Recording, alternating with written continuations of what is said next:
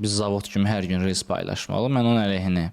Bu insanlara görə dəyişir. Çünki biz davamlı paylaşa bilmərik. Çünki zavodlarda məsələn robotlar necə işləyir? Bütün maşınlar, robotlar müəyyən qədər işləyir və 6 aylıq anbarlarında onların məhsulları var. Məsələn pandemiyada gördünüz, bütün şirkətlər çıxdı danışdı ki, narahat olmayın, bizim 6 aylıq 1 illik stokda anbarda məhsullarımız var, narahat olmayın, bitməyəcək marketlərdə.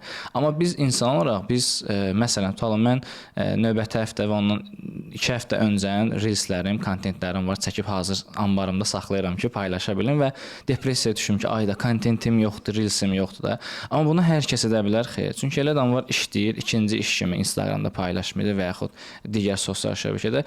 Burada artıq biz planlı etməliyik. Tam həftədə indi Instagramın o quran Mossarədir ki, minimum 3 reels olmalıdır.